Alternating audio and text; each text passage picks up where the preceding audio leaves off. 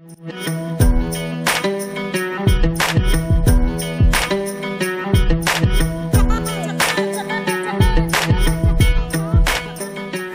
HTL community, to Hold the Line podcast episode 10, the death of the single player experience.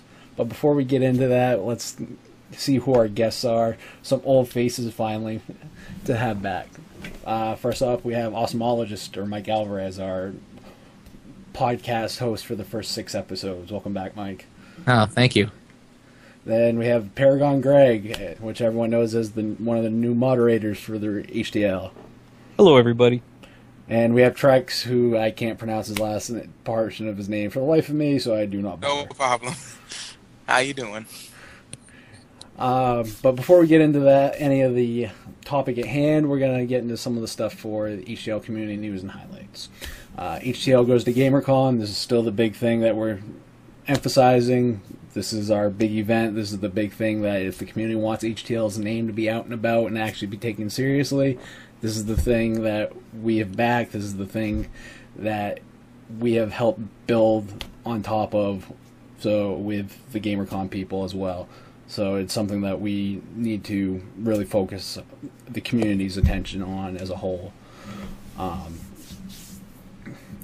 HTL community live stream. These are the things DJ Raiden, I'm going to butcher her name, Rachel from the editorial team, and I do in between the off weeks for the podcast. We talk community issues and whatnot. The next one is on October 30th. One other new thing, all the HTL podcasts will be going up on iTunes. Go to holdtheline.com.podbean.com to subscribe to your iTunes there. It should be able to find it in your under the podcasting section on iTunes now as well. I believe the first episode up is episode 9, which we discussed DRM. So on to the article highlights. I only have one highlight. I have no community blog highlights this week. Player-generated content by Rachel from the editorial team. She talks about player-generated content and what it means to games and the industry as a whole. So, before we get into the actual topic for the guests, what have we all been up to? Well, I guess since my absence is probably most noticeable from the podcast, over the summer I started my own business. So I've been just incredibly busy. I mean, I've had time to play games, but that's because what little free time I've had is literally just spent playing video games. Because when you start your own business, obviously, oddly enough, you actually just end up getting really broke first. So yeah, what little free time you have is just spent at home drinking coffee and playing video games. So yeah, that's been what I've been up to. Trex, what have you been up to? I've been studying for my A+ and C+ exams that I have after a month or 2 from now. I can't exactly be sure. I completely lost the date, and enjoying a break, a week-long break from my job. So there's that. Even though I'm not getting paid for it, which really pisses me off. And I'm actually writing a new blog post, which sort of coincides with what we're talking about. Mine's actually being more in depth with the depth of actually video game storytelling. The devices used to tell a story through video games. And Greg. Oh, let's see. I've been doing my job at work. In my public job that I let people know about, I do a lot of systems analysis stuff, and also do a side of code inspection, which has been super exciting. Playing games when I get the time, so about an hour or 2 a week. Raked some leaves. Tried to paint my deck, but couldn't keep the leaves off long enough to paint it. So yeah, that's the exciting stuff. I hung stuff on the walls in my living room over the weekend, and that was my big. This is what I did. Yeah. This is my chore done for the week. Yeah, no, this is what I did to make it look like adults live in my house. Ah, gotcha. I was gonna say, and all I've really been up to is I've pretty much been working on the gamer feedback documentary that I've been working on. Greg, you know that. That's Yep. pretty much my shtick for anything that is not HTL produced, more or less. And I've been working, well, except for this week because I'm out on an injury, so that'll be fun. So, onto the topic. What kind of single-player games do you guys mostly enjoy that have been out in this current console or PC generation of gaming that you can name off the top of your heads that are single-player focused as far as the story and whatnot? All right, I'm gonna jump in on this. I'm gonna throw Mass Effect out there. Mass Effect 1 is one of my favorite games I've played. 2 and 3 I wasn't so crazy about, but 1 I think was a great storytelling and single player, obviously. L.A. Noire, just because that's what I'm in now, and that's pretty single player focused. And all right, that's just what I'm going to list now. I'll let everyone else list some stuff. Nice. I know for myself, when it comes to single player games, for the most part, the only real single player games I play tend to be RPGs. I mean, this is outside of MMOs and so on. But yeah, obviously, Mass Effect 2. And the Dragon Age games. I'm really looking forward to the re-release of Baldur's Gate, which should happen in November. Yeah, and then of course Assassin's Creed 3 coming out next week. I'm trying to think what else I've played recently. I mean, certainly this year, Arkham City. I played through that, and I'm trying to think what else. My housemate just got the complete God of War series for the PS3, so I'll probably be experiencing those at some point in the coming month, maybe over the holidays. We'll see. But that's, I mean, but those are the more adventurous kind of games, I guess. But certainly heavy on storytelling. Well, maybe not God of War, but certainly, they certainly have quite a bit of storytelling involved. It's certainly the Batman series and Assassin's Creed. And Uncharted, which I forgot to mention. I'd say within the last year, those have been, those games. Then whatever PC RPGs I've been playing. I played Diablo 3 entirely single player, but I think you're supposed to play that multiplayer.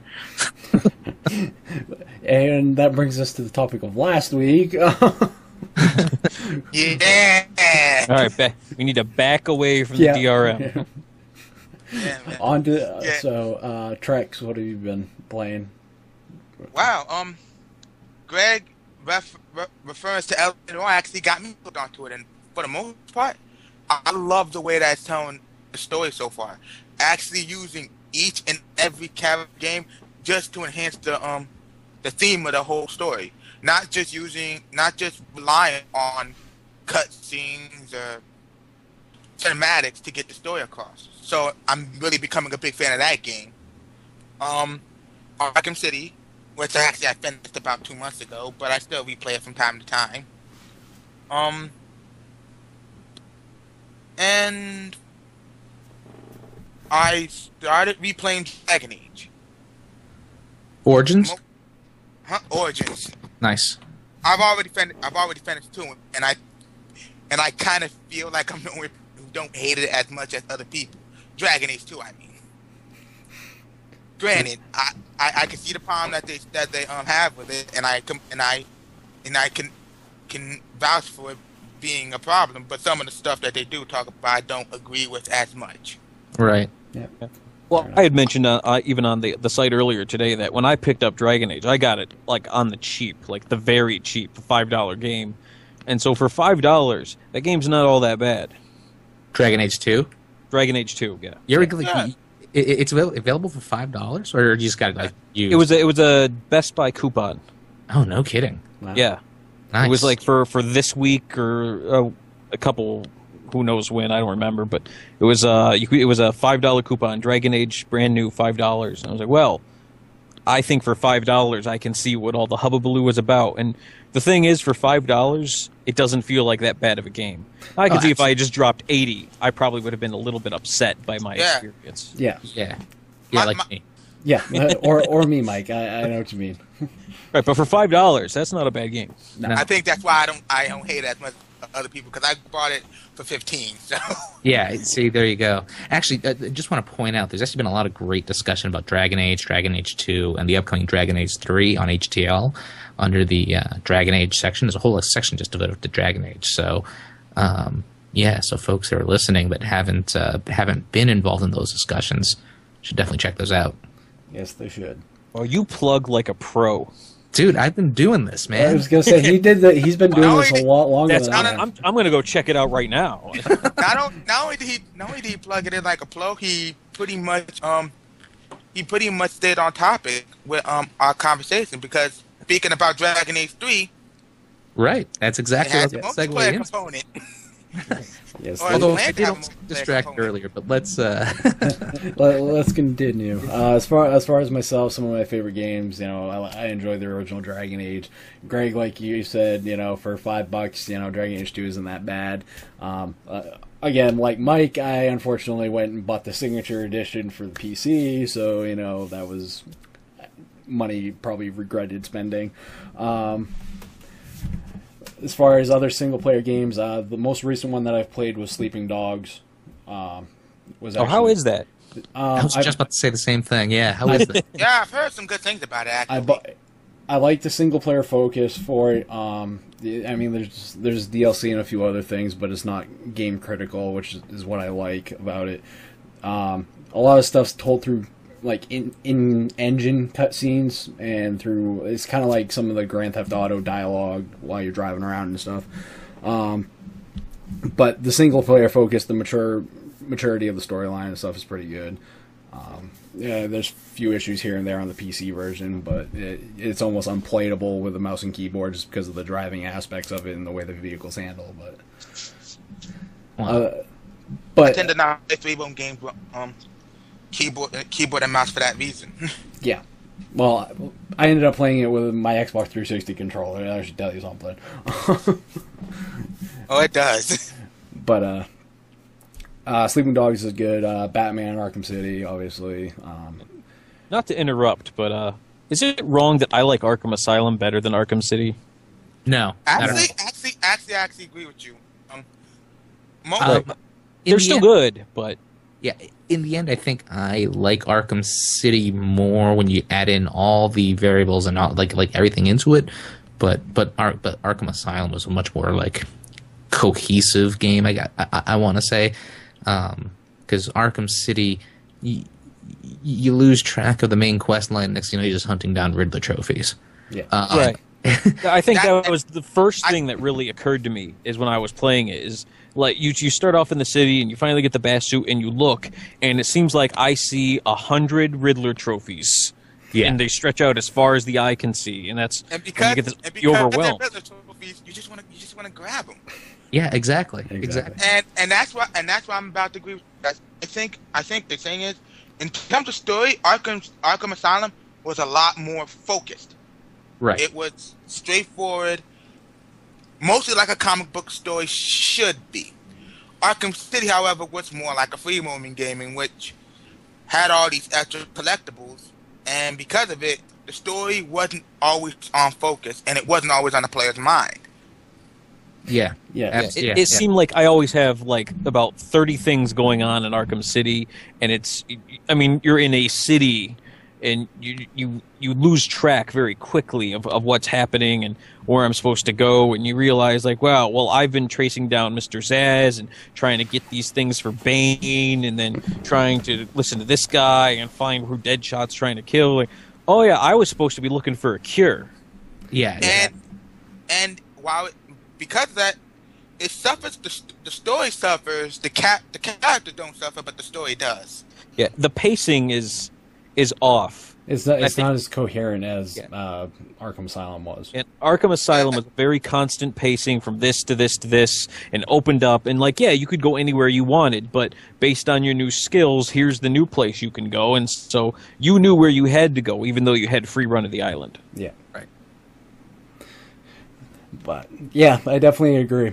And in that particular question, what are games that you see as good examples of the single player gaming experience? like your top single player experiences? Arkham Asylum. Yeah, well, yeah, certainly the Batman series. That and I'd put both games in on that. Even though I think it's Arkham City that introduced multiplayer, right? Or did Asylum have it? I can't remember. There was the challenges that you could challenge with your friends, but right. I don't think there was any actual multiplayer in it. Right, exactly. In either game, actually. Yeah, but yeah, no, certainly the Batman series. I mean, still to this day, I mean, I'll tell anyone right now, it's probably my favorite game in the last 5 years. Is certainly Mass Effect 2. I just thought that was a fantastic game. But yeah, trying to think what other single player experience game. Oh, Skyrim. I thought Skyrim was a fantastic single player experience, even if it kind of just turned into like what we were saying with Arkham City, where you just end up kind of roaming around and not actually doing the main quest. But it was a beautiful game to roam around in. Oh yeah, most definitely. I've always found that the biggest weakness of any Mass Effect, of any Elder Scrolls game is what you just said. Because the world is so big, you're gonna explore all of it. Yeah. Skyrim suffers more because it's big as hell compared to any other ones before it. Especially with the rumored DLC coming out, it's just gonna get worse. I was gonna say, for me, probably my favorite single player experience though is I probably really did enjoy Sleeping Dogs, probably the best recently, or probably the last story for a good single player focused Japanese RPG. Anyway, taking out the multiplayer component of it. I think we'd also be remiss if we didn't include Mass Effect 1 on the list. I didn't actually like Mass Effect 2. I'm gonna say that. Like and I think that's probably why Mass Effect 3 wasn't such a big blow to me as it was to a lot of other people, because I also didn't really like Mass Effect 2. So Neither did I. Yeah, bar was set in the basement for me a little bit. Fair enough. But loved Mass Effect 1, and I'm also going to throw out there this one. It's an EA game that people don't give EA enough credit for. Mirror's Edge was a lot of fun for me. Oh my gosh, yes. Yes, the game that probably that deserves a sequel that will probably never get a sequel. Will never get a sequel, but I had so much fun with Mirror's Edge, and it's one of those games where you finish and you're like, wow, that was a very nice, different kind of experience than I'm used to. And it's I'm guessing it's my turn now, and it's actually one of my favorite examples of a game actually using the game to tell the story. Not cutscenes. Not saying that a game shouldn't have cutscenes, but actually using the game's mechanics to tell the story. In terms of and that's something that I actually love from my single player experiences, which is why I put LA Noire on that list. Everything in that game, as I said before, is used to tell the story and drive the story home. Another one would be of this generation. I want to say Max Payne 3. I haven't played any of the Max Payne games, so I was gonna say I haven't played the new one, unfortunately, yet. I've never touched them. While it doesn't hold a candle to Max Payne 1, to me it's a hell of a lot better than Max Payne 2, which I get a lot of flack for not liking as much. I was gonna say, probably if you want to talk this generation, favorite games, for me it would probably be, and I'm gonna get flack for saying this, but it's a PSP port of the PS2 version of Growl Lance or Wayfarer Time. Is probably my favorite single player experience right now that I've played. Really? Of like all across any hardware. It is probably the most random thing, but I enjoy it that much. Wow, that's interesting. Yeah. Because if I had to pick my favorite of the two, it would be a straight up tie, because I can never pick favorites of Mass Effect and Arkham Asylum of current generation. Huh. Yeah, I'm going to stick to my guns on Mass Effect 2, mostly because, and I covered this before in the old podcast series, but Mass Effect 2, mostly because it plays like a TV show. And, I mean, I can totally hear to Trex's point about how Mass Effect does tell a lot of its story through cutscenes, and out of gameplay events. But I think that's kind of the shtick for RPGs to begin with. I mean, you're gonna have to disagree there. But yeah, I mean, it certainly I just like the fact that it plays like a TV show, that the individual missions almost feel like episodes, and it builds, and it has the story itself is paced very well, and of course you can change the pacing by the amount of side quests you may or may not do. Mass Effect 1 probably for me is more of a movie experience, and it's a fantastic movie experience, and it's not to knock it. Like, trust me, Mass Effect 2 is only slightly better in its pacing and gameplay that I enjoyed more than Mass Effect 1's gameplay. But yeah, I mean, certainly fantastic single player experiences. Yeah, they are. Oh. And I'm gonna stick with my guns with saying L.A. Noire. Yeah, it's a very great experience. I'm getting like right close to the end as all the different story elements are working together, and things that I saw months ago are now starting to click. Like, hey, that's that guy. So. Yes. Oh, and I would be, along with you guys, I would be remiss to mention a single player experience, because what you're playing would be an experience is Heavy Rain. Oh yeah. Oh yeah. I can't forget Heavy Rain. That is a gaming single player experience, and there's really no other way to say it other than it's an experience. I'm not gonna full fledged say it's a game, but as a single player experience, as a story experience, it gets it down correctly. Yeah. And I cannot knock it for that. I had a lot of fun with that game. I did not like the direction the story went, but I at least had fun with it. And I was a huge fan of Fahrenheit. So, I'll get whatever these guys come out when Of Two Souls comes out. I will be on board with that one when it hits the $20 bin. Yeah, and for those that don't know what Fahrenheit is, it's actually Indigo Prophecy here in the States. Yeah, I should probably mention that when that game was being hyped to come out and all the lead-in press, I was actually overseas. So I was reading all the British gaming magazines, and so I knew the thing as Fahrenheit. Until all of a sudden I came to the States. I came back home, and I went to buy the game because I knew it had come out. And I look, and I'm like, well, that's definitely the cover, but it's apparently called something else now. But in my head, it's sort of always Fahrenheit. Yeah. I've never played either of those games, so either Heavy. I absolutely agree with you. For a guy who actually one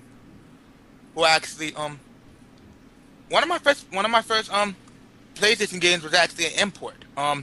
Mega Rockman Legends 2.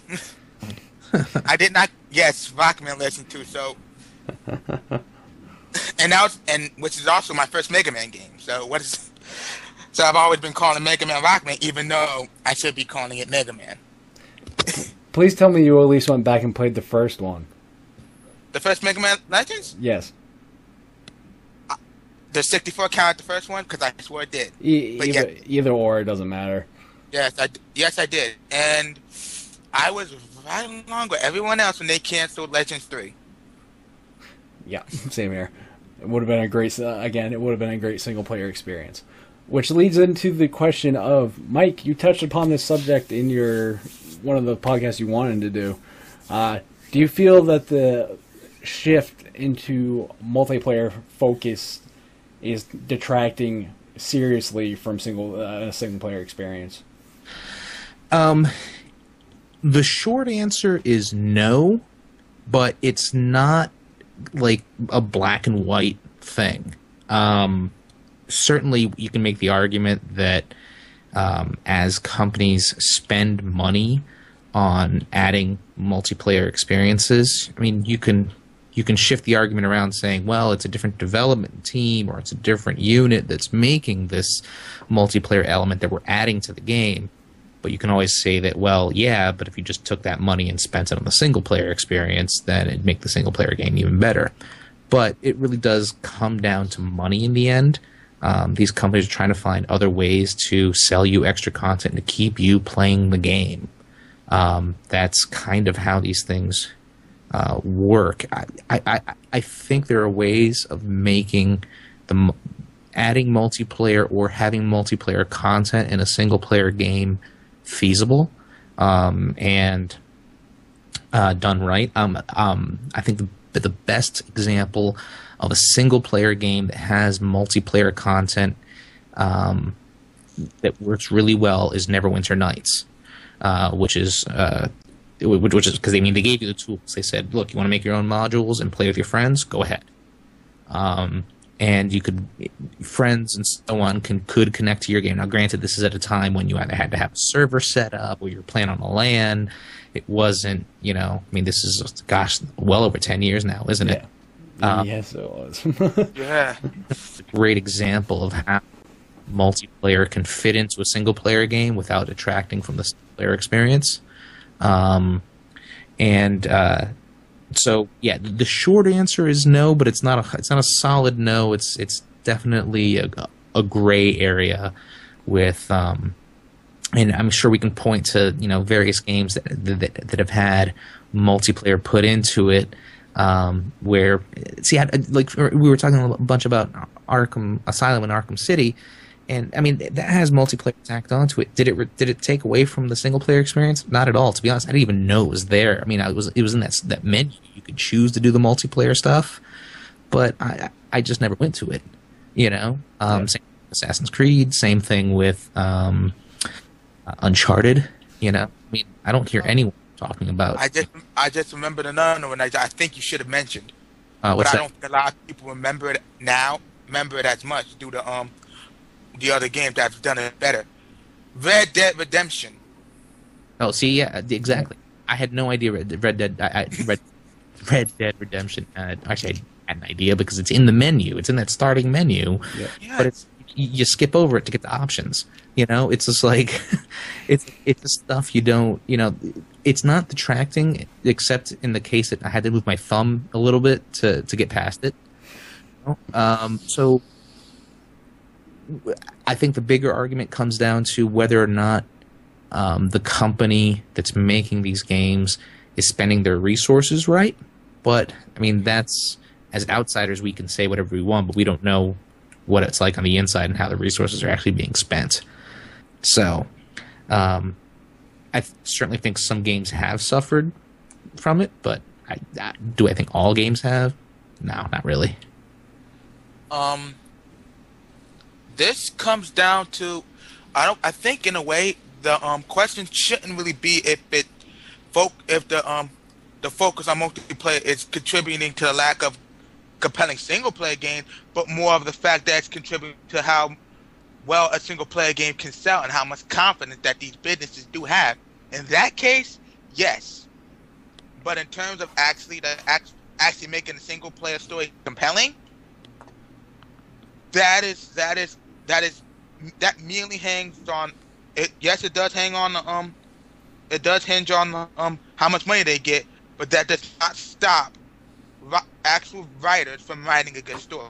Right. Exactly. It's all on the developer end, because of course they're going to look and say, look, we can add multiplayer to this game and then sell map packs, and a game that costs $60 that after a couple months is going to be down to $40. And months after that, it's going to be available on Steam for $19.99, and so on.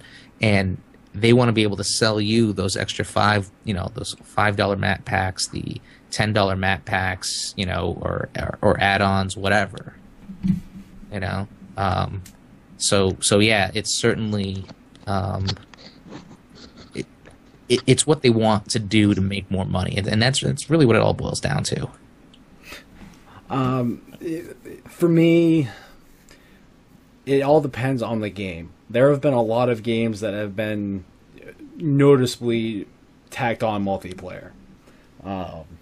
One game that comes to mind is even one of the developers from the studio that made it was Spec Ops: The Line. Has multiplayer.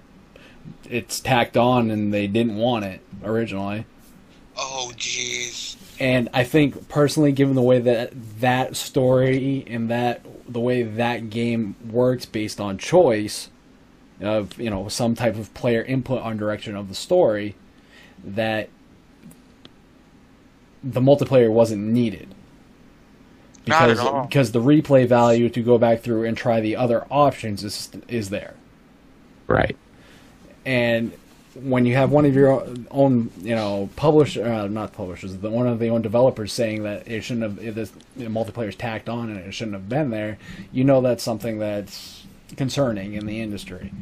Well, that's coming from the publisher. I mean, that's coming from like I said. It's that publisher. It's not that. It's simply that because of the rise of multiplayer it's a fad. Let's all admit it. It's a fad. It made the these publishers a little scared to trust single player games. Well, let's not forget that multiplayer has been around almost as long as gaming has been around. People were playing Doom together. People were playing Wolfenstein together. I mean, multiplayer has been an integral part of gaming experience for as long as there have been games. Oh yeah, to detract from that multiplayer's been around forever would completely be wrong to say. But when the two components are built around together, though, as far as the game, like the single player and the multiplayer, you get a different product than you get with, say, something like Call of Duty, which you get like a crappy 4-hour story mode that's basically used as a tutorial for the multiplayer, or a game like perfect example. I love Warhawk. It is a online only game. I love games like Mag. They're online only, and they're good at what they do. Games like Starhawk, on the other hand, not that great of a story mode, and it's an introduction just to get into the multiplayer.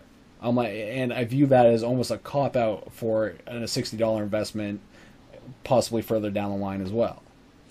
Right, it's a valid point. I mean, remember when Call of Duty 4 Modern Warfare actually had a great single-player experience, and the whole world was shocked by that. I mean, it was frontline news. Like, a Call of Duty game has great story. Yeah. I was like, what? Yeah, now everybody points and laughs at it.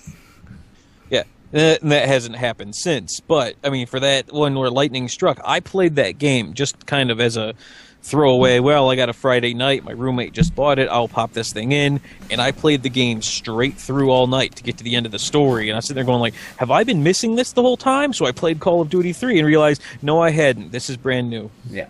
But that's a case of adding, that's actually the reverse. That's where you're adding good story and a good single-player experience to a multiplayer game.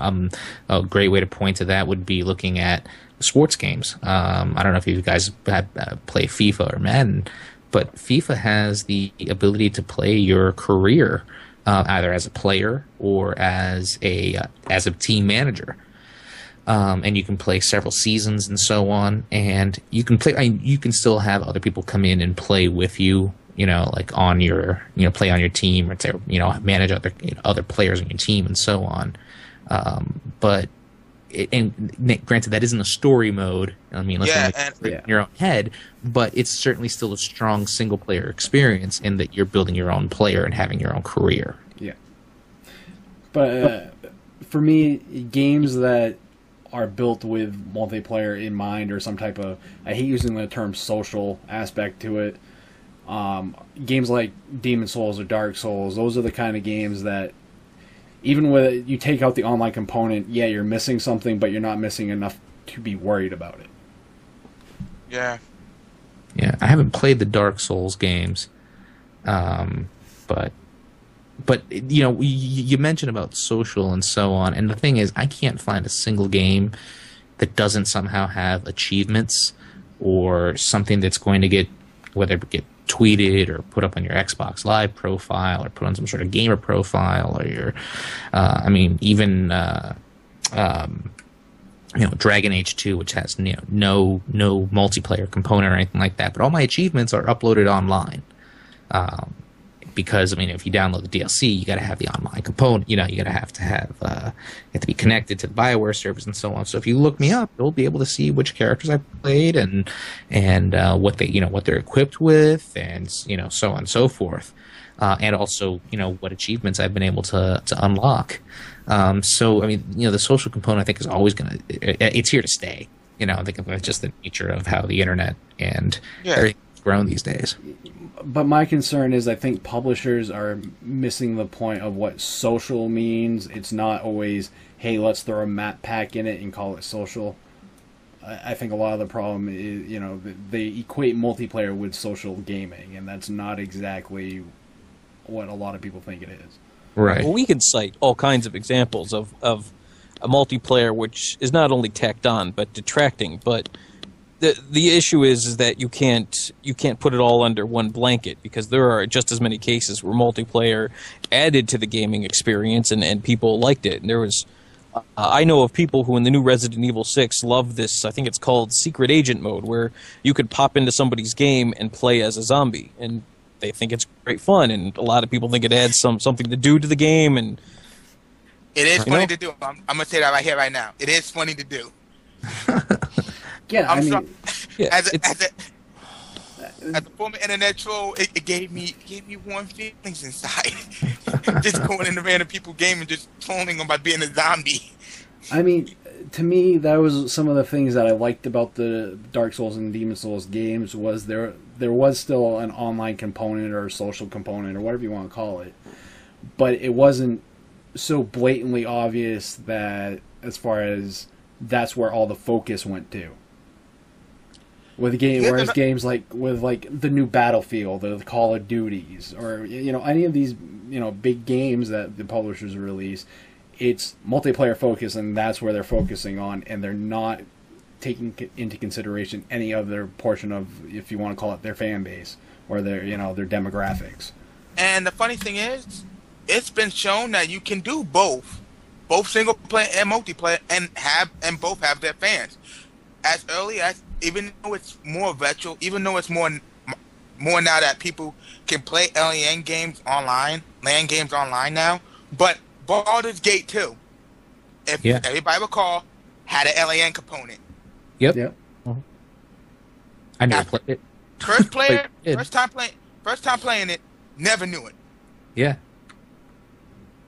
But that's actually when I was saying one of the games we're looking forward to is the new Baldur's Gate Enhanced Edition, because they're adding that to it, and it's supposed to be cross-platform. So if you're playing on your iPad and your buddy has it on his Mac and your other buddy has it on PC, you guys can all still play together, which I think is actually quite the achievement, and should make for an interesting game. Even though Baldur's Gate is very much a single-player experience, in that its main story is supposed to follow one character, but I mean, I think it'll be. But it doesn't take away from it, and that's what kind of what our point is. Yeah. And that and me trying for the 5,000th time to build a bar that's actually worth shit. Well, yeah, when you're stuck with the second edition rule set, well, you know what? Don't get me started on D&D. So, what do you think about D&D? Okay, yeah, we're not asking the loaded question, Greg. I love 4th edition. You can keep that on the podcast, all right? Yeah. Just move on. Yeah. Time to move on. Yeah. Sorry, as the son of puritanical parents, I was never allowed to play Dungeons and Dragons. However, any other game you could think of that had the words Dungeons and Dragons in them, even both but in different orders, totally allowed to play. Right. So you just renamed it. Right. Yeah, no, Mom, look, it's Dragons and Dungeons. It's a whole different thing. Yeah. Completely different. Got the covers off your books. What games, we've talked a little bit about, Call of Duty being a prime example of what it is now. It's a yearly franchise. It's multiplayer focus leaning, more or less. I guess we could agree upon that. Uh-huh. Things like the new Battlefield game, real short story mode, as far as, trains you basically for the basics of multiplayer. Are there any other examples you guys can think of that kind of follow this, I would say, disturbing trend, personally, but to some it's probably not as big of a deal?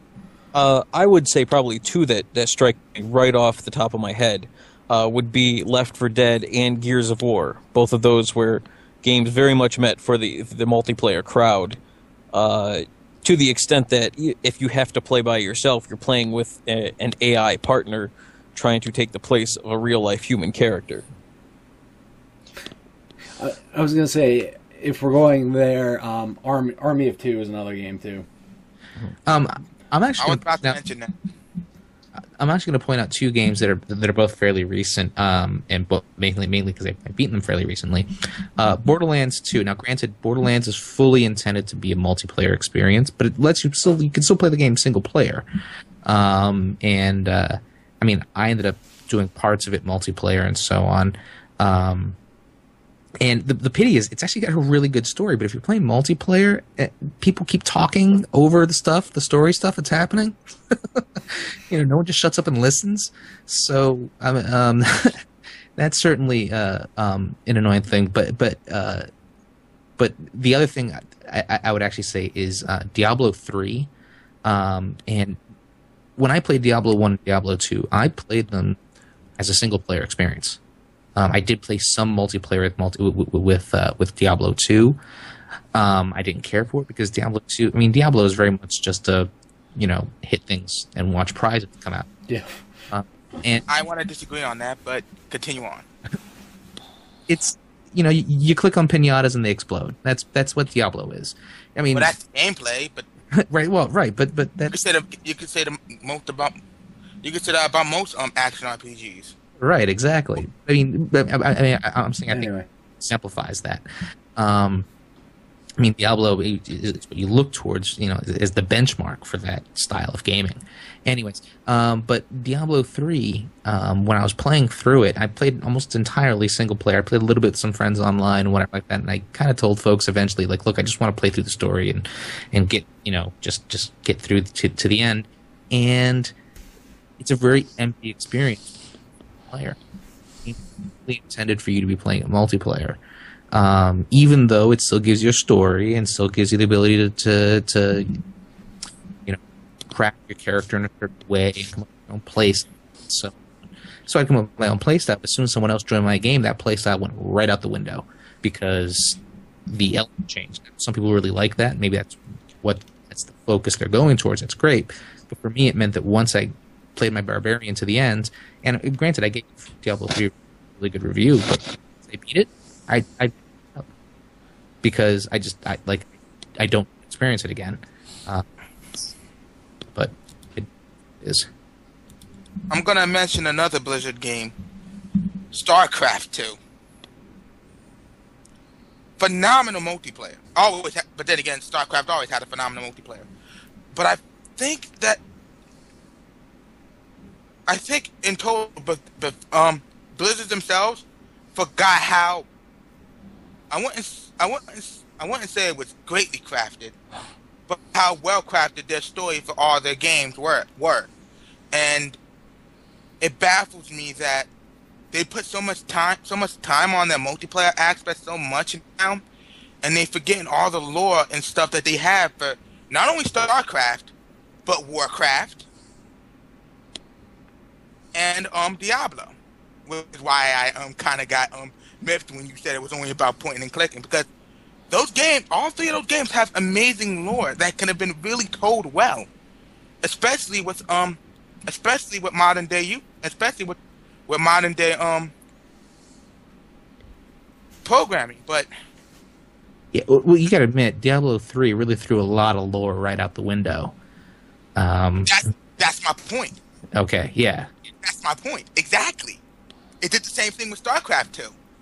Right. Yeah. So, Greg, you have anything to add to that? No, it's been said. It sometimes it helps and sometimes it hurts. True enough. Yeah. So, with those being some of the best examples, would any of you agree that the multiplayer focus shift in the industry, is it multiplayer or social that they're looking for? It's social. I think it's multiplayer. I think it's money. Oh yeah, they chase. Well, there's that too. You can't argue with that. You can't argue with that. I think they're just looking for ways to make more money. That's all that matters. If they can find a way to make more money and keep you in a single player experience, they will do that. But if by adding multiplayer they can add more money, then that's what they're going to do. But it's really that simple. I think my problem is everyone's looking for. They compare every single game. Oh, look, it's that $1 billion COD copy game that they do, and it's like we don't want map packs. Believe it or not, there's a good portion of gamers that will pay for good single player. I sit in front of my TV and I play this game by my damn self, and I'll pay the extra money for, say, a good game with a good story. Yeah, and good gameplay, which is rather important. Which goes back to my point. It's not that it's more that they're chasing after the money. They're not seeing multiplayer. They're not seeing single player as a compelling. They're not seeing a mere single player experience as being a way to sell their products. They're adding in multiplayer so that could reach some more broader appeal. Not realizing by doing that they're saturating the market. They are saturating the market, but it's being added because there's a demand for it. I've been in the position where I've been playing a game and I thought, like, wow, it would be really great if there was some multiplayer in this game so I could, get online with my friends and play it. And, well, I don't think that it belongs in every single experience. Like, I do think there's some consideration for, when you're making a game, I completely understand. Is there a multiplayer appeal to this game where people would want to play this online with their friends? Don't throw it on because you feel like you have to. Mirror's Edge was a great single-player experience, and there was some timetable multiplayer stuff, and I don't think multiple people should be running around the same board trying to do that. I think that would be a little confusing. But you take it from the experiences, they're making money because there's a demand, and there are people who want a multiplayer experience, sometimes in addition to their single-player, and sometimes in lieu of the single-player. Right. Well, yeah, I mean, a great example of a tacked-on multiplayer is not good of a game as it is Blades of Time. It's a spiritual successor to X-Blades. A game that was just crying for a spiritual successor. Yeah, exactly. But the fact of the matter is, it's a hack and slash with a Prince of Persia type time travel element, rewind element to it. And the problem is, you tack on multiplayer to a game like that. It's like the game mechanics don't work with the multiplayer. Huh. So, and that's another thing that developers really need to realize is that designing a game is a very delicate thing. You have to make sure that all the pieces contribute to each other equally. If one side tilts to the side, the whole thing is going to fall over, and it can ruin the experience just off that and that alone. Right. There's certainly a balance to be reached, but I think a lot of developers do it right. All right, I'm going to take the unpopular approach. I think Mass Effect 3 did it well enough. That's right, HTL. I said Mass Effect 3 did it well. It did. It did a great job at it. I mean, it did a great job. And if you look at the forums, not a lot of people agree with that, but I think that was the perfect way to do it. Like, hey, here's a single-player experience, and all the multiplayer stuff, that's all in the ether and sidelines. I said it, my problem on Mass Effect 3, and the problem with Mass Effect 3 relies on the problem that all the Mass Effect 3 has, that from a player to antagonist perspective, didn't really do a good job building that. From a player to antagonist perspective, meaning that while the story would certainly say that they were a threat, us as the player never experienced it, ever. We've never experienced a loss. Right. Yeah, but my biggest thing, I'll be the first to admit, to this day, I have not played one single match of multiplayer on Mass Effect. Well, this is just one note I want to make on Mass Effect 3's multiplayer, is that the multiplayer aspect of the game itself was fine. It used all the same mechanics as as your normal Mass Effect game. I mean, some stuff was obviously removed, such as time dilation for for infiltrators and so on. And you didn't Thank God for that. And soldiers. Right, and soldiers, exactly, the adrenaline rush. And you didn't get as many, you didn't get to use as many powers or so on, because you weren't Commander Shepard. I think, whereas the execution of multiplayer, the gameplay portion of it was fantastic, and I had a lot of fun with matches and so on. Early on, prior to the DLC patch, the biggest problem with multiplayer is that you almost had to do it in order to get the best possible ending, or not necessarily the best possible ending, but to get the points possible to be able to get that ending. Yeah. And that was the only problem, is that in truth it exactly. Yeah, exactly.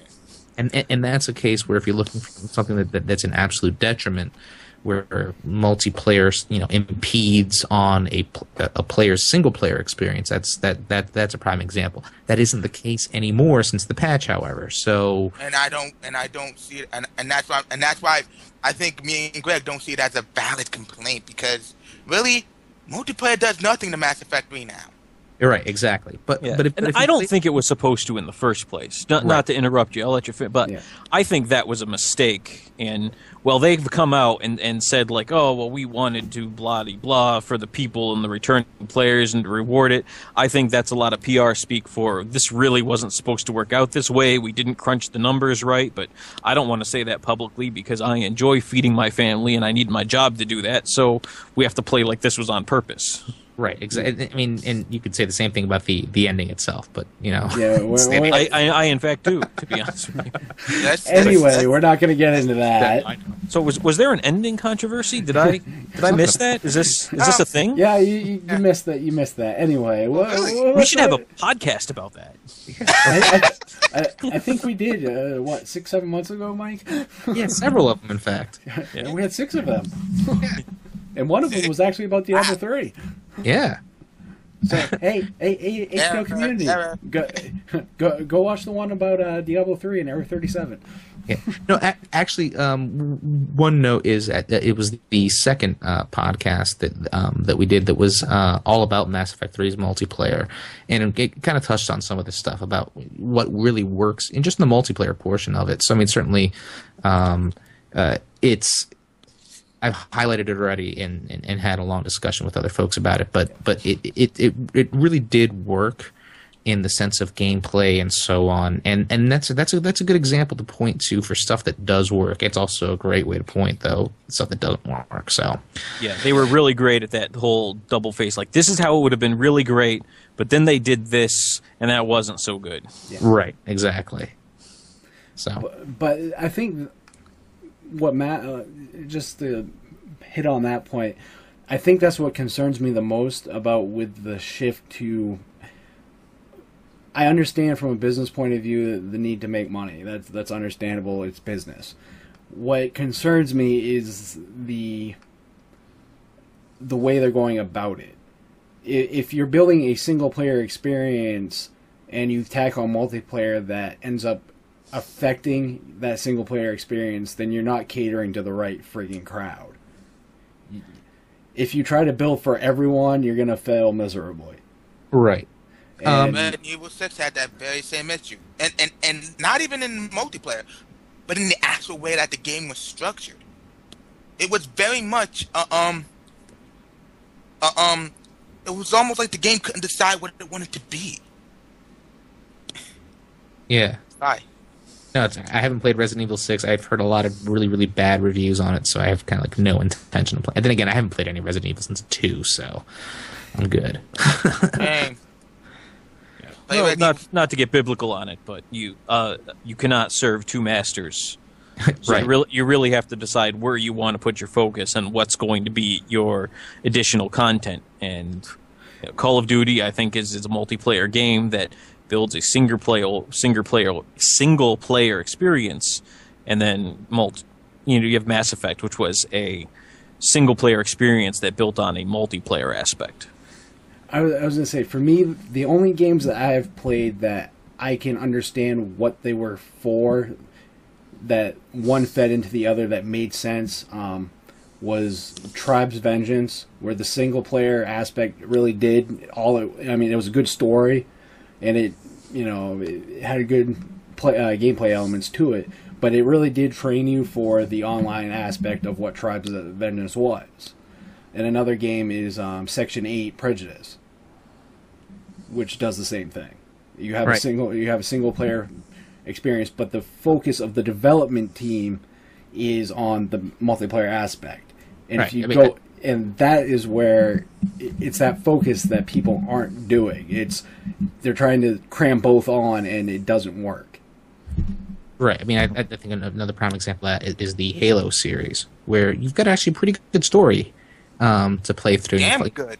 Yeah, exactly. Especially consider the third one. Oh my god. Right. No, exactly. I mean, it certainly got better with the second one and the third one, as well. I mean, it'll be really interesting to see what they do with the fourth one. Mm-hmm. But Reach. Fantastic player. Yeah, I just feel like if we don't mention Reach as far as good storytelling in Halo, then people will be screaming at their iPods right now, going, "No, you forgot Reach." No, Mike, or as you would say, we're doing it wrong. Right. Yeah, you're doing it wrong. But once again, though, those are examples more of that's a good part of where you're adding a strong single player element to a predominantly multiplayer game. I think the point we're trying to get there, or rather the topic we're trying to cover here, is more the single player game that's being diluted by multiplayer, I guess is what you want to say. Yeah. I mean, one of the we touched on this earlier, but certainly a lot of folks are quite wary of Dragon Age 3 because multiplayer and Dragon Age don't really fit. If you play DragonAge Origins, you really kind of follow. And you follow your character, your warden, and you make your choices. And then you look at a game like where Dragon Age 2 doesn't matter to the real world. It's all about Anders, anyways. But that's a game that, I mean, at no point playing that game was I ever thinking, gosh, I really wish someone else could play, unless maybe it was like, I wish someone else could take over Varric because I want him to shoot these guys and not have to switch to him, kind of thing. But, I mean, that's, once again, I'm playing my Hawk a certain way. I can't quite wrap my head around what they want to do with Dragon Age 3's multiplayer, unless they're going to take it from the Mass Effect 3 angle. Whereas you're not playing any of the main characters, you're off in this other section of the galaxy, other section of the world, and fighting against you're just fighting against Darkspawn or Rebel mages or whatever. Right. Yeah, I would have no issue with the multiplayer where you just take control of a Grey Warden and fight Darkspawn, but you're not the Warden, you're just a Warden who's doing some other stuff.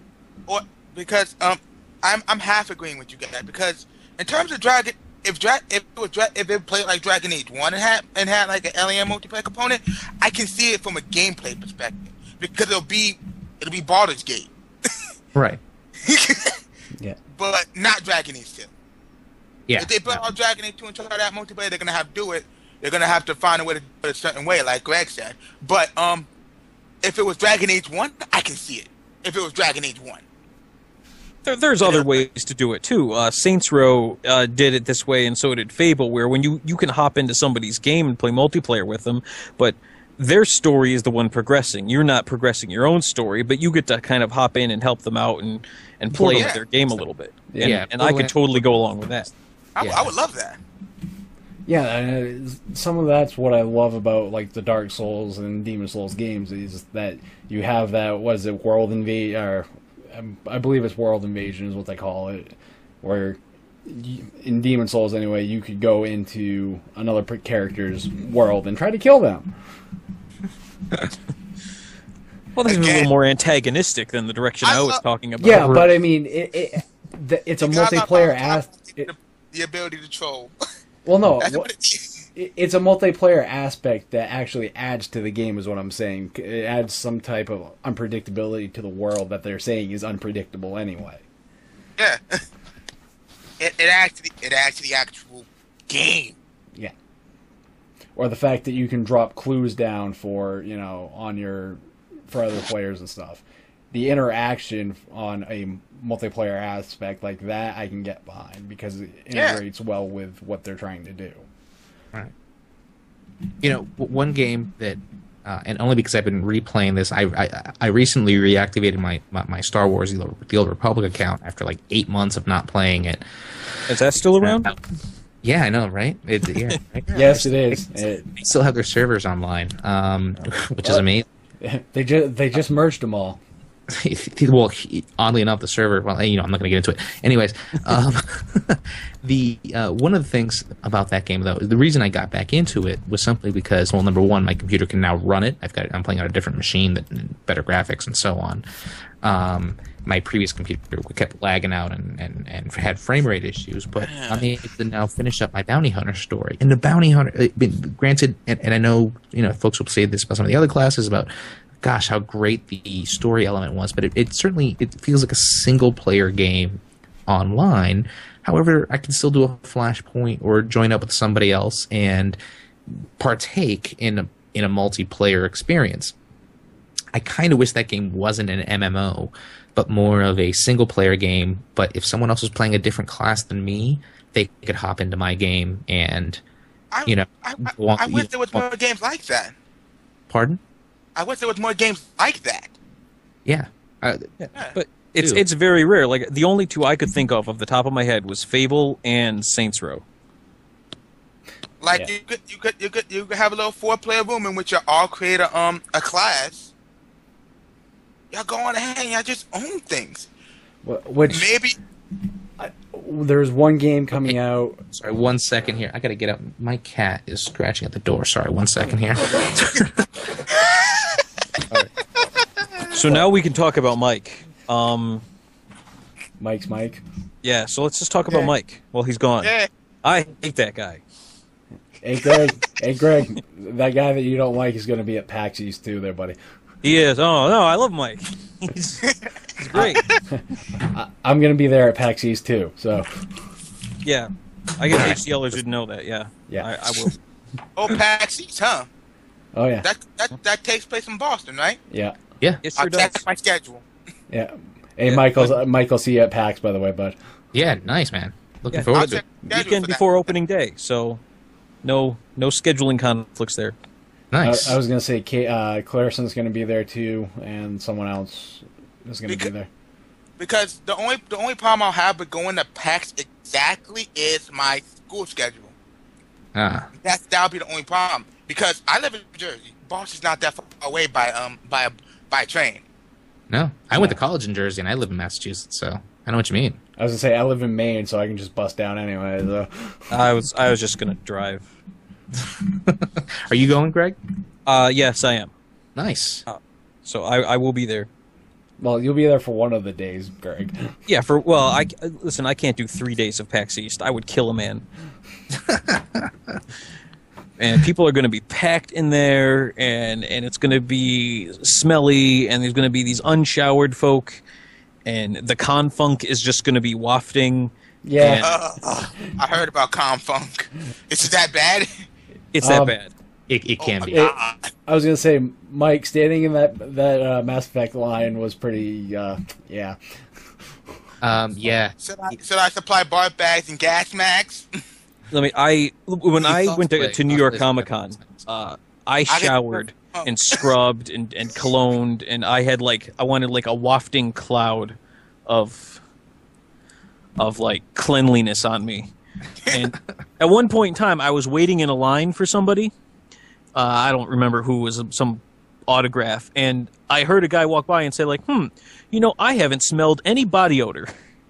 I'm looking at him what con are you at? Nice. All right. Well, we should probably wrap this up. Yeah, we should wrap this up. Yes. What I was going to say is the only game that has my interest on a multiplayer aspect of Star Wars is the Neverwinter Nights online that they're looking to make. Oh, that looks fantastic. And the only reason is because they're allowing, what is it called, the Foundry tools? Yep, player-made content. Player-made content. Yeah. That, to me, is awesome and a complete distinction right there. It's you can still have your core game, and you can still have player generated content. And it's also using 4th edition as its base. Suck it, Ragnar. Don't even get me started on 4th edition. Do you play D&D? What's that like? I do. Yeah, I know, right? It's amazing. Pathfinder. All right, but anyway. Neverwinter Nights is certainly something definitely look forward to in the sense of like a multiplayer game. It'll be interesting to see how they actually handle the story experience and whether or not it becomes a experience of, ooh, this is a fun game with a great story, or if it's just, hey, let's get 3 or 4 people together and go bash some goblins. Yeah, I think that'll be again a game where you get 4 people. Each have a class. Each going around just beating things up. Yeah, no matter which direction they go, there's a demand for it. Right? No, exactly, and that's fine. I mean, I'll certainly end up playing it no matter what. Yeah, same here. I got my beta key. I'm waiting for my access to open up into it. But it's certainly it'll be interesting to see where they actually take it. Like where they go with it. I think there are a couple other games coming out. I mean, Assassin's Creed 3 is coming out here in a couple, about a week. And there's supposed to be multiplayer to it. I don't know if it's going to affect the single player game at all or anything like that, but that'll be really interesting to see what happens there. It didn't do it in 2 and such, so I don't expect it to. Brotherhood and Revelations. There was none in 2. Yeah, Revelations. Thank you for correcting me. Yeah. Though I don't really usually pay attention to the spin-off games as much. Right. So I tend to blend them in. Again, like I said, I tend to blend all the Assassin's Creed games together. Yeah, you can make the argument that Brotherhood and Revelations were expansion packs to Assassin's Creed 2 because it's still the story from Assassin's Creed 2, and it does add. Yeah. So, yeah. But anyways, but yeah, I mean, we mentioned before, Dragon Age 3 will certainly be an interesting thing to see, but we've at least got a year away from that, so that'll be good. Yeah. I was gonna say they're predicting fall of 2013 at the earliest. Yeah. Wow. So. Other than that, though, so what are some of the games, Mike, that you are looking to play?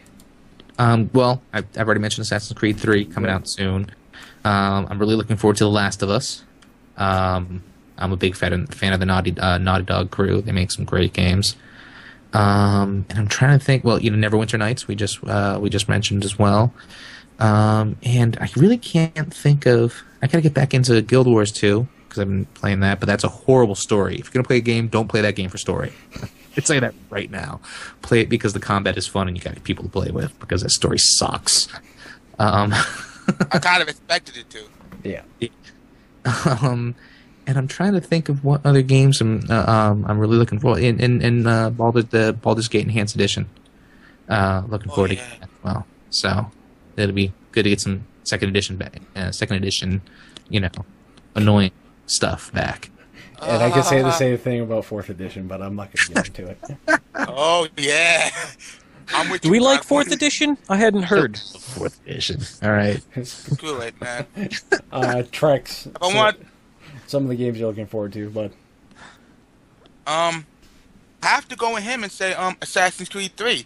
I haven't been the biggest fan of Assassin's Creed, but it's one of the games I love to actually play because the controls is smooth, especially after 2. Yeah. I've always thought the controls for Assassin's Creed were just smooth. But I said that about a lot of Ubisoft games. I'll never doubt that they can't craft a good control scheme. But I've never been a big fan of Assassin's Creed, so I'm definitely looking forward to that. I want to say that I'm looking forward to something else, but I haven't been really keeping tabs on gaming as much as I've had because I've been mostly busy with studying. So I haven't seen any games that I've actually been interested in. And Greg? All right, I am on the tail end of L.A. Noire, so I'm hopefully going to be finishing that game in the foreseeable future. Next on tap is Lego Batman 2, because you need to roll out of L.A. Noire into something light and fun. And I think Lego Batman 2 will probably fulfill that for me, because, man, just can't. It's too dark. Now I need something fun. Yeah. It is. It really is. It starts as a normal noir detective case. Then it just slams. Yeah, it goes to a real dark place. Yeah. So Lego Batman 2. I also picked up on Xbox Live Arcade Mark of the Ninja, which you should check out. If you just want to play the demo, I think it's on PSN as well. Even if you just want to play the demo, give it a shot, which is free. That's a lot of fun. And so I've touched on that a little bit, but I'd like to dedicate some time to beating it. And I also just downloaded I Am Alive, also from Xbox Live Arcade. But I am a sucker for post-apocalyptic games, and that's why games like that, The Last of Us, is on my list. Yeah, that's good. That game looks like it's going to be phenomenal. Like I said, I'm also looking forward to Of Two Souls, which stars Ellen Page and it's from the same crew that did Fahrenheit. And I heard about that. I was going to say, for me, it's Two Souls is one I'm really looking forward to. Dust 514 is another one that I'm looking into playing and seeing how that is. Currently in the beta for that, so that's been kind of fun. See how that ties into the EV online stuff and whatnot. Is really where my interest for that is. PlanetSide 2 is another game that I'm looking forward to playing soon as well. So for me, it's mostly the freemium, free-to-play games, but I'm waiting to see if they're free to pay to win at the end of the day. Yeah. Another one that I'm looking forward to is actually one that I don't think it's gonna come out here anytime soon, but that's two of them actually, two MMOs actually. Phantasy Star Online episode 2. No, Phantasy Star Online 2. I always get that confused. And Dragon Quest 10. Huh. Yeah. And as long as we're talking about MMOs, I'm also going to be trying to play as much City of Heroes as I can before the 30th of November. When Oh my god. Yes, you better be playing Paragon. Yeah. So for those who don't know, and on the site I put it up in the war room that there actually is a movement to save it. I'm not trying to say that you should go there if you have no care in the game. I don't want it to be a dishonest or an insincere effort by your part to save it. But if you are a City of Heroes player and you are interested in trying to save the game, you should go to the war room on HTL. I posted some links for you, and it's also very informative, just so everybody knows. The name Paragon Greg did not come from Mass Effect. People often make that mistake just given the context they see it in on HTL, and they assume, well, clearly that's a Mass Effect reference. It's actually a reference to Paragon City, which is the setting of City of Heroes. My favorite MMO I've ever played, only MMO I've ever taken a character to the max level on. It's almost sad. I am one of those guys who thinks that the people on the computer are ones and zeros, and I don't get attached to my avatars, and it's a little bit emotional for me that a guy that I've been playing with since 2004, my character, my avatar, the guy who's taken me, through the heights of the city and all kinds of different powers and respects, but, he's going to go away, and that's going to be it. No more playing with him. And so that's my plug. Yeah. I saw one thing about you're saying about being there on the last day of gaming. I did that for Earth and Beyond, an old MMO that didn't last very long, but that was a fantastic game. And it's actually kind of a neat experience because you'll be surprised at how many people will be online, like all saying goodbye, like right before the game shuts down. It's actually it's a neat experience. It's one I still haven't forgotten from like 2002, 2003. So yeah. I would rather not experience it, truth be told. No, but understand if we can't save it, if it does go south, and if I do have to say goodbye, I'll appreciate some last chance to play as my purveyor of justice. And you know what? If the Ritki invasion's going to come and I got to do one final war, I say bring it the F on, Ritki. I'll take you on. And that is where we'll wrap up this episode of the HCL podcast. Go to your iTunes, get the episodes that'll be posted up around the weekend, guys. So, or any podcatcher that you like to use, podcast catcher, whatever you. I use Dog Catcher, and it works just fine on there. Oh, did it actually pick it up from iTunes? Yeah, it would. well, for dog catcher, I just, you type in the address. So I just put in the, htlcom dot. I should get this right for everyone else who's listening. HTL or holdthelinecom.podbean.com. I put that into dog catcher, and it picked it up right away, and it did the auto download of episode 9, and nice. So it'll work for just anyone that you can put in the RSS feed to. Just put it in, and it'll pick that up. Awesome. So, there you guys go. Oh. So I would like to thank Mike, Greg, and Trex for joining us. You're welcome. So, thank you, gentlemen. It was a pleasure. All right. Yes, it was. Have a good night.